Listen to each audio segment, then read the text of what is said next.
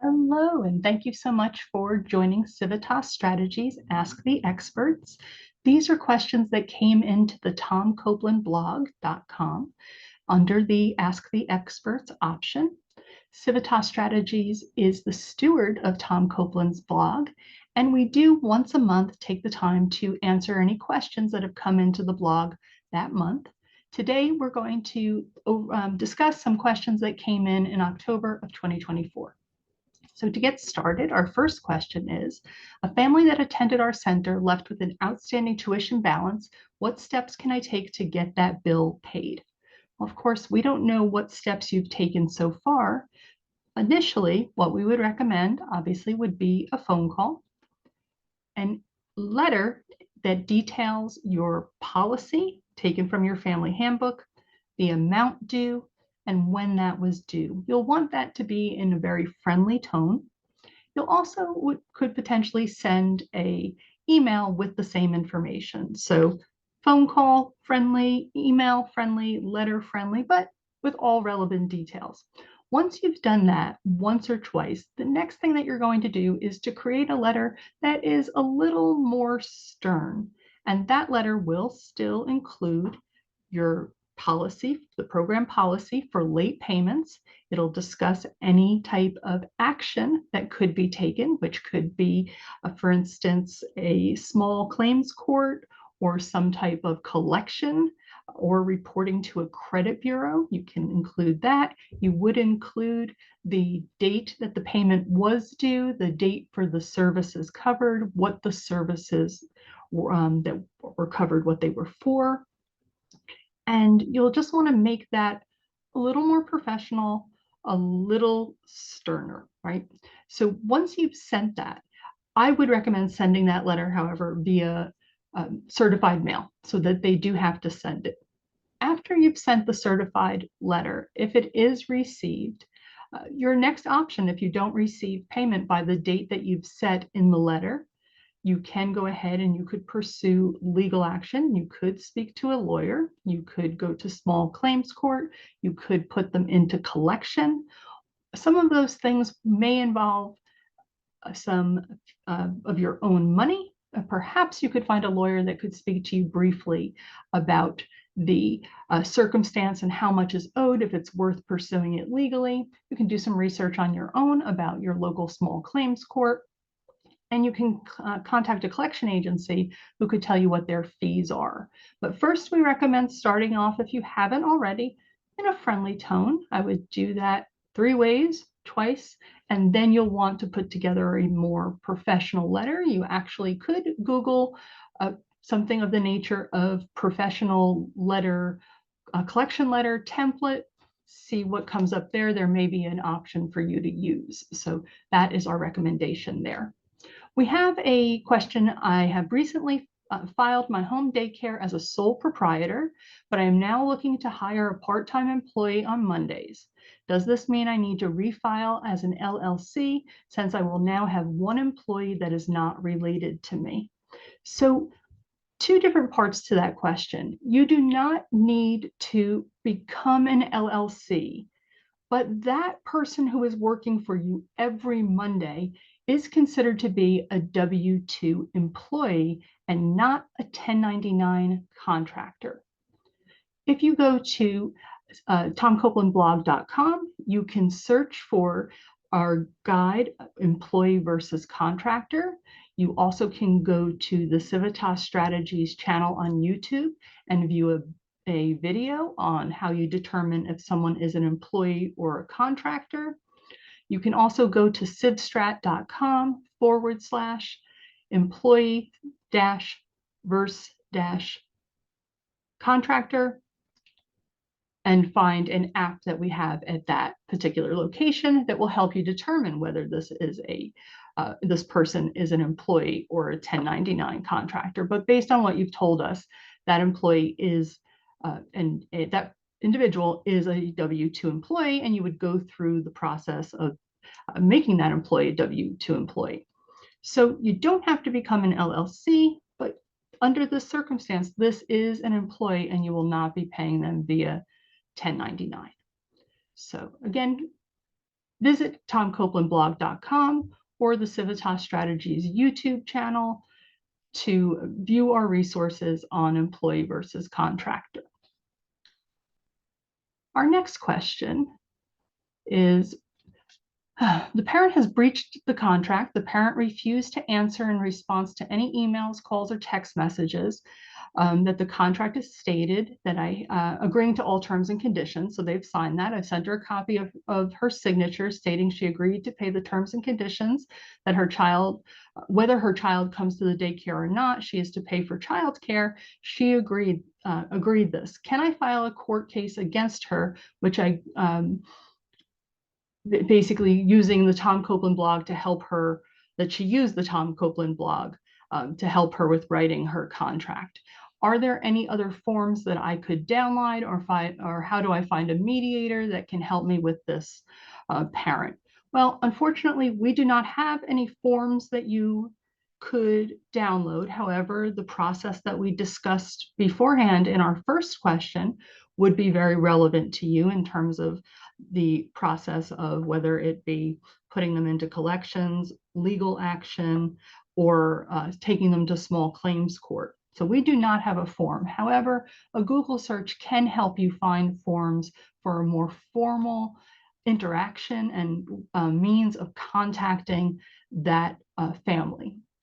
So that is that there. Our next question is, I'm trying to find a good general tool that family child care providers can use to determine their hourly wage. Do you have a resource for this?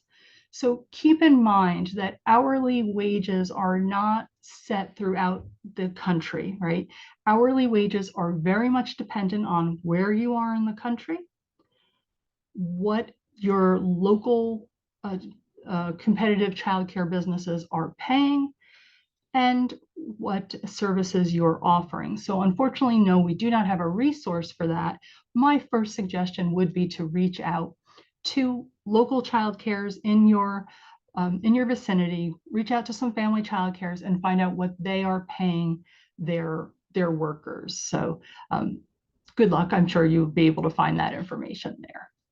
Now, our next question is a very difficult one in which I will read the question. However, Ask the Experts does not have necessarily an answer for you. And it's basically that they have a 2-year-old that has been bitten by another 2-year-old. Months ago, it happened more frequently. Then maybe it happened on and off. The understanding is that it's a communication issue with the biter is usually over frustration over toys and things of that nature. The parents, obviously, of the child being bitten are very upset. This provider has been in business for many years. They have not experienced anything like this. Now, the parents of the child bitten have contacted the provider asking for a meeting with the family of the child who is doing the biting. And this would perhaps lead to a mediation session. My recommendation would be that you would want to gather all 3 parties via Zoom or a team meeting and record it. So have everybody, rather than have everyone there in person, you should basically create a Zoom meeting, invite the parents of the child that is biting and the parents of the child that is being bitten, and have a calm, rational discussion. Obviously, the developmental stages of children is something that comes into play. You do also make a note that you have suggested to the parent that perhaps they find other childcare, and you may have to resort to that. But bringing everyone together, but recording that meeting for your own protection would make sense. It is a mediation situation if you are going to continue to care for that child. So good luck. I know that's a very tough situation there.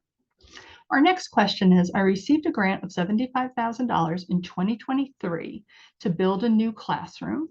It did cost me $89,000 by the time it was finished. We added a sunroom on the porch area. It is 100% used for daycare. Can I deduct all of the dollars spent on the classroom, or what can I deduct on this project doing my extended taxes now? So that leads me to believe that they have an extension and they're doing their 2023 taxes. So remember, that grant of $75,000 had to be recorded as income. So you are paying taxes on the $75,000. However, you can take the expenses for that addition if you have taken things such as depreciation into consideration.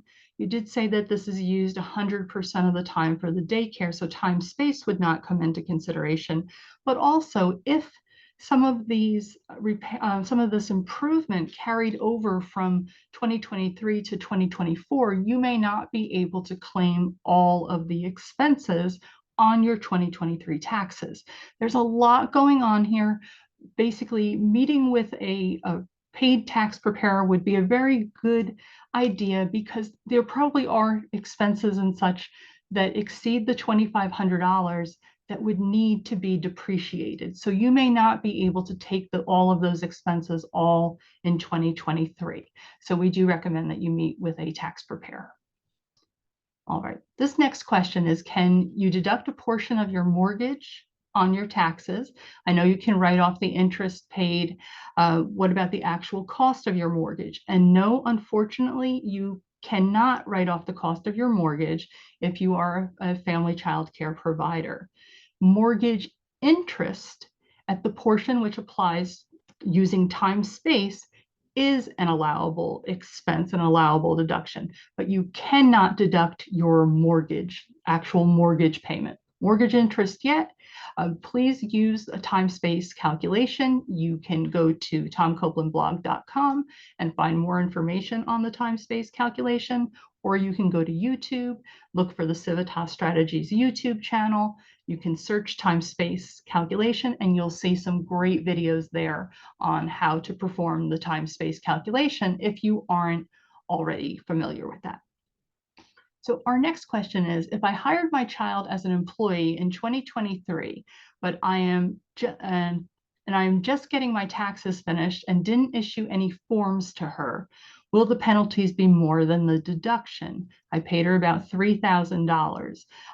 If I do deduct, what do I need to do for her? So again, very good question for a tax preparer.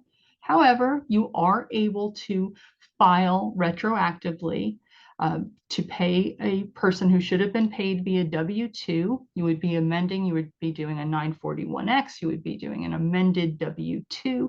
You would have to pay the employment taxes and such. A question please, for a tax preparer. Can you do it? Yes. If your child is working for you on a regular basis, as we discussed before, very good chance that your child should be paid on a W-2 and not via a 1099 as a contract. So please, once again, you can go to the Civitas Strategies channel and search employee versus contractor. You can go to the Tom Copeland blog, and also there are resources on employing your child. So by all means, please do that. It would also be a good idea, because of the tax forms that need to be filed, that you speak with a tax preparer. Our next question, I'm curious, if someone were to purchase a home to do family child care, but did not live in it, does this change the tax deductions the provider would be eligible to claim? And then would it be an exclusive use of space? So 100% of the space, meaning all the space all the time. So if there is a building purchased as a home, however, it is not lived in, and all of the space in that home does apply, children are being cared there, all of that space is exclusive space, yes, you would not be applying time space, and it would be 100%. However, 100% of that space in that home has to be used for childcare.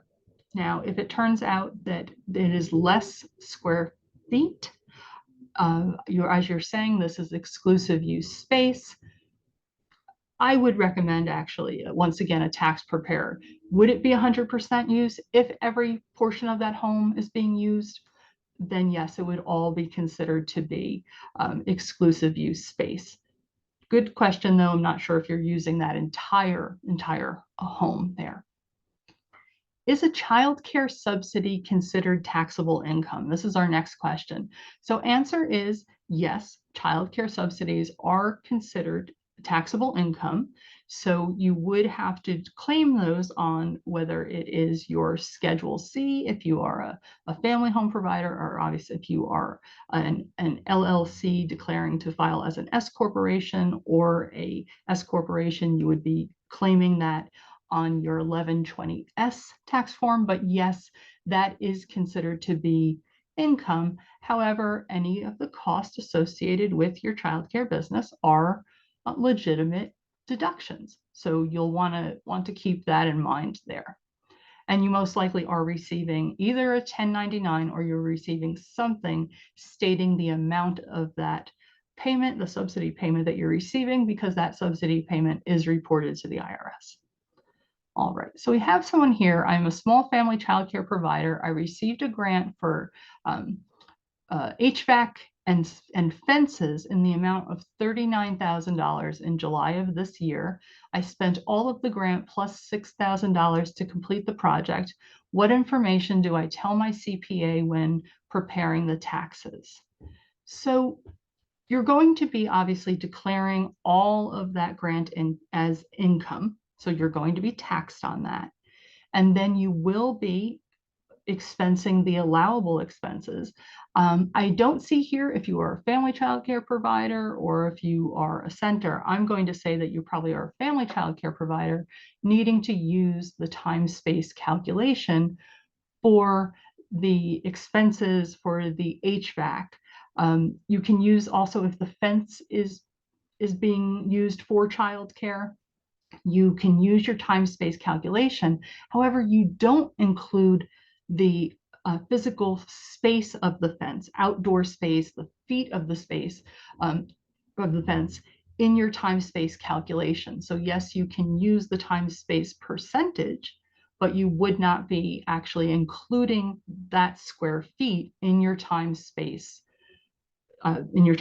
calculation. So when you visit with your CPA, you're going to need to have you will have the 1099 that you received or whatever you received for the grant. And then you'll have documentation of all of the expenses, because it is entirely possible that some of the expense that you incurred for these improvements exceed the depreciation or need to be depreciated due to depreciation laws. So you may have to depreciate some of those expenses, meaning you will not get to take them all in one year. I would go to your CPA with your with all of those receipts, as well as your time-space calculation that does not take the space that is the fence encloses, does not take that into consideration. You'll use the time-space percentage if the children need, if that fence is needed for childcare, but you will not include those measurements in your time-space. Our next question is, can I write off the cost of a new washer and dryer that's used for my daycare? They mentioned California. So keep in mind that is another situation that if it is being used 100% for childcare and nothing for the business, that could be an allowable expense. That could be considered to be an exclusive use. If it's used between the daycare and the family use, that would then time-space would apply. And once again, depending on the amount of the item, you may want to speak to your tax preparer, because could it be, is there a possibility that it needs to be depreciated? Or you can ask your tax preparer if you would be able to use what's called Section 179, which is a way of accelerating depreciation. But yes, that is used for business purposes. Either it'll be an exclusive use if it's 100%, or it will end up being a regular use item that you would apply time-space to. And again, you can go to tomcopelandblog.com to find out more information about the time-space calculation, you can also find videos at the Civitas Strategies YouTube channel. All right. We have a note here that so someone's 17-year-old works for the child care. You paid him $9,000. Do you need to file a 1099, or would it be more beneficial to gift him that money rather than filing a 1099? So we have a couple of situations here. We have that situation, employee versus contractor. And this is employee versus contractors, very, very strict IRS rules. And the majority of people, even your child, that are working for you on a regular basis would be paid via W-2 wages. Now, 17 years old, there are certain ways that you would be able to claim that child as a deduction, and then the child not have to expense that if they fall under a certain, if they fall under the threshold of the tax bracket, not having to pay taxes. So my recommendation here is to look into the resources that we mentioned for employee versus contractor, and to search the Civitas Strategies YouTube channel for employing your child. You will see that there's a video there that will walk you through what this looks like, what you need to do to employ your own underage child, what that does in terms of affecting taxes and expenses. So a lot going on with that. It's a simple question, right? But a lot going on there. The next question, we have somebody here who basically has given us the square feet exclusively used for daycare and the square feet regularly used for daycare for across many, many years. But the main part of this question is, I'm considering selling the home in early 2025. Could you please help me understand how these daycare use percentages might impact the tax of the sale, especially in terms of capital gains expenses or any other relevant tax deductions? This is very much a case, most likely, I should say, where depreciation plays a part. And this is a perfect question for a paid tax preparer. And so this is something that whenever you are involving depreciation of the home, capital gains tax, anything of that nature, you're going to need to speak with a licensed or a paid tax preparer. Our next question is, I'm in the process of getting a childcare license. I'm having a hard time getting workers' comp and general liability insurance for my center. I was told that the requirements for center insurance have changed within the last 2 weeks. What are the requirements for a new starter like me to get insurance for my center? So insurance does vary from location to location. So what's the same in one state or in one county could be different in another state. At the tomcopelandblog.com, there is a resource to find insurance agents that work with liability insurance. And our suggestion would be, I know that it's very, very frustrating, but there are businesses out there that are still insuring childcare businesses. So I don't know the requirements for your particular circumstance. However, if you go to tomcopelandblog.com, there you can search for liability insurance and find a list of 10 very valuable questions to ask when shopping for liability insurance. And you can print those out or keep them up on your screen when you talk to an insurance agent over the phone.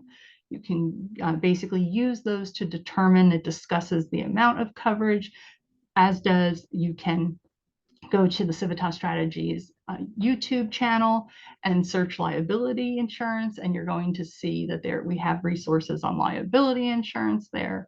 So a lot of resources to help you, but the circumstances do change depending on where you're located. So those are our questions for October of 2024. I'm going to share my screen now.